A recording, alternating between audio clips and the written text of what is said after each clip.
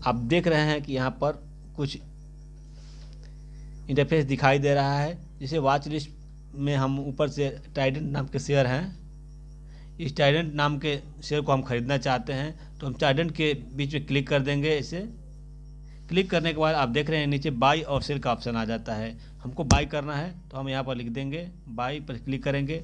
By पर click करने के बाद आप देख रहे हैं कि यहाँ पर ऊपर एक तरफ क्वांटिटी और दूसरी तरफ प्राइस आ गया। प्राइस मतलब दाम और क्वांटिटी मतलब कितना खरीदना है।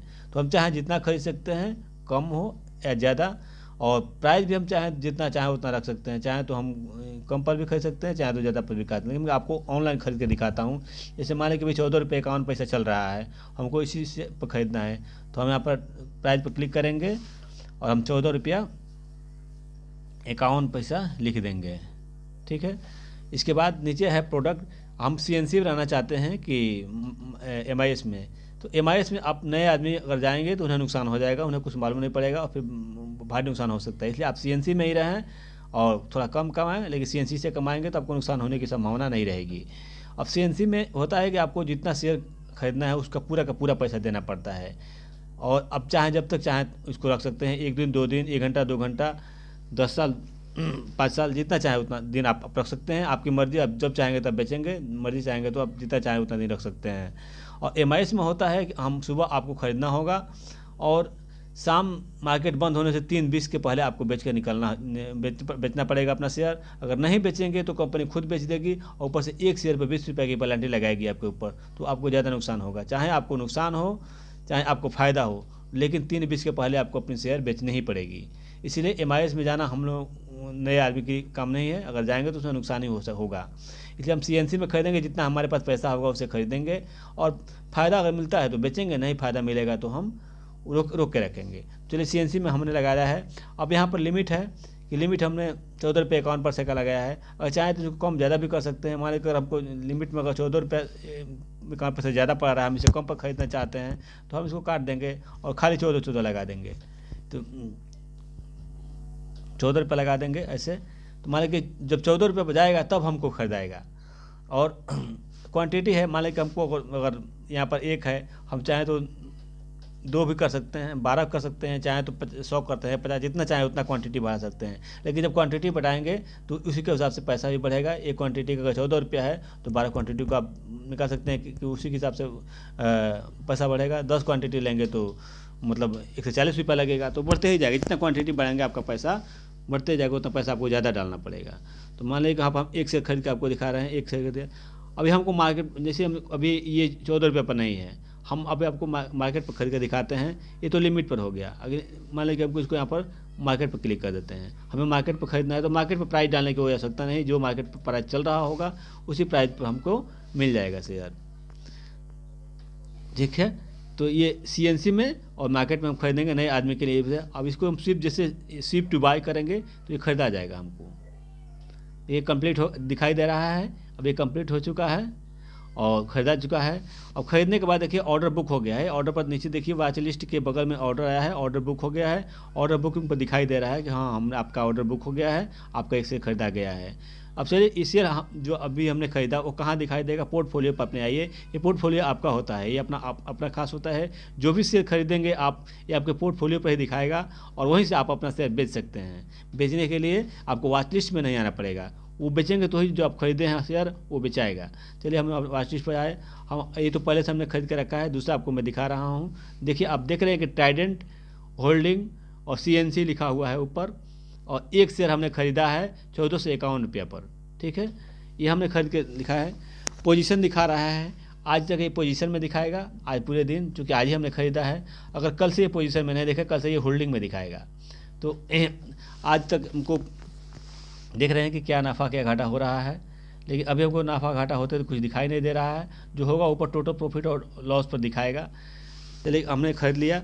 अब इसको चाहे जब तक चाहे रख सकते हैं। चूँकि हम CNC में हैं तो हमको कोई चिंता नहीं है कि हमारा नुकसान होगा या फ़ायदा होगा।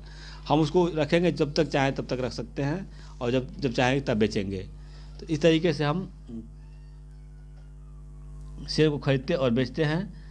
अब मान लीजिए कि हमने ख़रीदा है, अभी इसको चाहे तो हम यहाँ पर क्लिक करेंगे। क्लिक करने के बाद देखिए ऐड और एग्जिस्ट का ऑप्शन आ गया है। जिस शेयर के सामने हम क्लिक करेंगे वही शेयर का एड और एग्जिस्ट का ऑप्शन आएगा। दूसरा शेयर उसमें होगा भी तो वो नहीं खरीदाएगा, बेचाएगा। जिसके सामने क्लिक करेंगे वही उसी का ऑप्शन आएगा। देखिए ऊपर नाम भी आ रहा है कि ट्राइडेंट और बेचने का ऑप्शन भी आ रहा है, तो उसमें एग्जिस्ट हम यहाँ पर है, क्योंकि हम पहले खरीद चुके हैं तो हम एग्जिस्ट होंगे। तो एग्जिस्ट पर क्लिक करेंगे। करने के बाद देखिए आ रहा है आगे क्वान्टिटी प्राइस कि जो आप शेयर खरीदे हैं उसको कितना प्राइस पे बेचना चाहते हैं। मान लीजिए कि अगर हमने उसको 51 पर ख़रीदा है, अगर अभी भाव चल रहा है मार्केट के हिसाब से 14 रुपये 48 पैसा, तो अगर अभी बेचेंगे तो हमको 2 पैसे का नुकसान होगा। लेकिन अगर मान लीजिए कि हमने 51 पर ख़रीदा है, अगर उसको हम 53 पर बेचें तो हमको 2 पैसे का फ़ायदा होगा। तो इस तरीके से आप अपना प्राइस चाहे जितना चाहे रख सकते हैं। मान लीजिए कि 14 रुपये, आप 17 रुपये लिख देंगे, 14 रुपये तक जाता है, 17 रुपये भी लिख सकते हैं, 18 रुपये भी लिख सकते हैं। तो वहाँ पर जितना लिख देंगे और उसके बाद क्वांटिटी आपको कितना बेचना है। पूरा शेयर खरीदे हैं, मान लीजिए तो हमने तो एक ही खरीदा है, अगर आप 10-12 खरीदते हैं उसमें से थोड़ा बेचना चाहते हैं, थोड़ा रखना चाहते हैं, तो ये भी कर सकते हैं। जितना क्वांटिटी आप भरेंगे या पूरा बेचना चाहते हैं तो पूरा जितना खरीदे हैं उतना क्वांटिटी यहाँ पर आपको लिखना पड़ेगा। और इसके बाद से आप CNC में तो है ही, और प्राइस अगर आपको लिमिट लगा के प्राइस देखना है कि नहीं हम उसको 52 पैसे बेचेंगे, तो देखिए चलिए मैं यहाँ पर 52 कर देता हूँ। अगर आ जाएगा तो 52 पर मैं बेच दूँगा। और देखिए अभी मैंने लिमिट लगा दिया। अगर मार्केट पर लगते तो प्राइस लिखने की कोई आवश्यकता नहीं थी, वो मार्केट पर जो भी प्राइस चल रहा था उसी पर बिक जाता है। लेकिन हमने लिमिट लगाया है आपको दिखाने कि कैसे होता है। लिमिट पर हमने 52 लगा दिया, 51 में खरीदा है, 52 में बेचेंगे तो 1 पैसे का फ़ायदा होगा। ऐसे आप ज़्यादा से ज़्यादा करेंगे तो जितना ज़्यादा फ़ायदा हो सकता है, लेकिन आपको दिखाने के लिए मैं कर रहा हूँ। तो शिफ्ट टू सेल करेंगे, यहाँ पर हमने शिफ्ट टू सेल किया। देखिए प्लेस हो गया ऑर्डर, एक बेचाया नहीं है, अभी बेचाएगा तो ये आपको स्क्रीन पर जो शो कर रहा है वो दिखाएगा नहीं। अभी ये बेचाया नहीं है। ऑर्डर में देखिए जाकर ऑर्डर लगा हुआ है हमारा, यहाँ देखिए यहाँ पर सेल का एक ऑर्डर लगा हुआ है 14 रुपये 52 पैसे पर। और एग्जीक्यूट में तो एक ही दिखा रहा है, क्योंकि जो हमने ख़रीदा है वही दिखा रहा है। अगर यहाँ आप देखेंगे एग्जीक्यूट में देखिए कंप्लीट एक खरीदाया है 14 रुपये 51 पैसे पर, और एक कंप्लीट में दिखा रहा है कि 3 मिनट पहले हमने ख़रीदा है। और पेंडिंग में तो जो ऑर्डर पेंडिंग में होता है, जो बुक नहीं होता है वो दिखाता है। देखिए यहाँ पर पेंडिंग में हमारा एक है पड़ा हुआ है, अभी हमने ऑर्डर लगाया है उसको बेचने के लिए, लेकिन ना दाम अगर पर गया नहीं है इसलिए ये बेचाता नहीं है। चाहे तो इसको हम बढ़ा भी सकते हैं, मॉडिफाइड भी कर सकते हैं। आपके सामने क्लिक किया हमने, मैंने इसको बदलना चाहते हैं, आप 54 करना चाहते हैं, 52 किए हैं तो प्राइस को बढ़ा दीजिए। यहाँ पर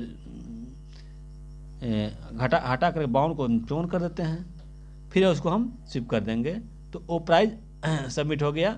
अभी मतलब ये बढ़ गया, देखिए 14 रुपये 54 पैसे दिखाने लगा।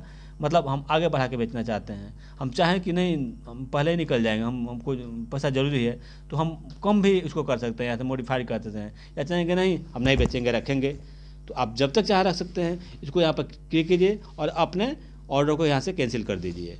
अभी यहाँ से हम आप जिससे कैंसिल पर दबाएंगे बटन पर, ये ऑर्डर कैंसिल हो जाएगा।